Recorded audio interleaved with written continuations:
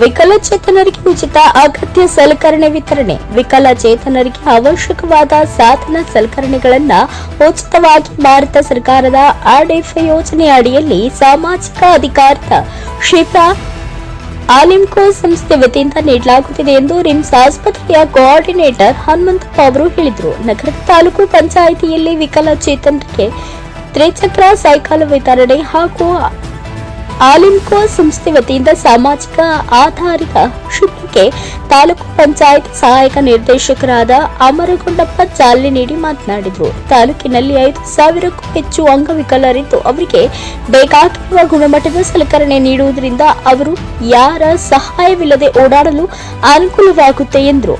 129 ಫಲಾನುಭವಿಗಳಿಗೆ ಸುಮಾರು 12 ಲಕ್ಷ ರೂಪಾಯಿ ಮೌಲ್ಯದ ವಿವಿಧ ಸಾಧನ ಸಾಮಗ್ರಿಗಳು ಹಾಗೂ ತ್ರಿಚಕ್ರ ಸೈಕಲ್ ವಿತರಿಸಲಾಯಿತು. ಅಂಗವಿಕಲ ಯುವಕ ಯುವತಿಯರು ತಮಗೆ ಆಸಕ್ತಿ ಇರುವ ಕ್ಷೇತ್ರದಲ್ಲಿ ಕೌಶಲ್ಯ ಆಧಾರಿತ ತರಬೇತಿ ಪಡೆದು ಉದ್ಯೋಗ ಸಂಪಾದಿಸಿ ಸ್ವಾಭಿಮಾನಿಯಾಗಿ ಬದುಕಬೇಕು ಎಂದು ನೌಕರರ ಸಂಘದ ತಾಲೂಕು ಅಧ್ಯಕ್ಷರಾದ ಚಂದ್ರಶೇಖರ್ ಹಿರೇಮಠ್ ಹೇಳಿದರು. ಈ ಸಂದರ್ಭದಲ್ಲಿ ಆಲಿಮ್ಕೋ ಸಂಸ್ಥೆಯ ಅಭಿಷೇಕ್, ಕಿಶನ್, ಬಸವರಾಜ್ ಸೇರಿದಂತೆ ಅನೇಕ ಪದಾಧಿಕಾರಿಗಳು ಉಪಸ್ಥಿತರಿದ್ದರು.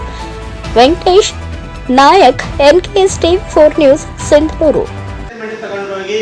ಅರ್ಜಿಗಳ ಮೂಲಕ ಆಲ್ರೆಡಿ ಒಂದು ಕನ್ನಡಿನೇ ಕೈ ಕೊಟ್ಬಿಟ್ಟಾರೆ.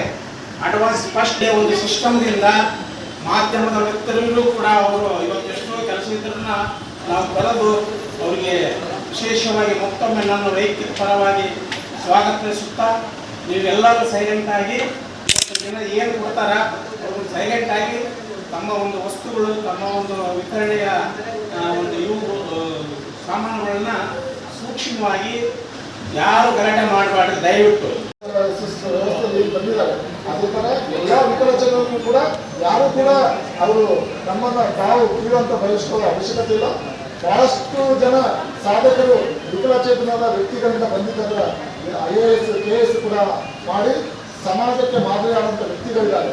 ಹಂಗಾಗ್ಬಿಟ್ಟು ಯಾವುದೇ ವಿಕಲಚೇತನ ವ್ಯಕ್ತಿಗಳು ಕೂಡ ನಮಗೆ ನಾವು ಯಾವುದೇ ಒಂದು ಅಂಗ ವೈಕಲ್ಯದಿಂದ ಅಥವಾ ಸರ್ಕಾರದಲ್ಲಿ ಗುರುತಿಸಿದೆ 21 ನ್ಯೂನತೆಗಳಲ್ಲಿ ಎಲ್ಲರೂ ಕೂಡ ಸಮಾಜಕ್ಕೆ ಮಾದರಿಯಾಗಿ IAS, KS ಆದರೂ ವಿವಿಧ ರಂಗಗಳಲ್ಲಿ ಸಮಾಜದಲ್ಲಿ ಏನಂದ್ರೆ ಹಚ್ಚಿಕೊಂಡವರು ನಮ್ಮ ನಡುವೆ ಇದ್ದಾರೆ. ತಾವೆಲ್ಲರೂ ಕೂಡ ನೋಡಿದ್ದೀವಿ.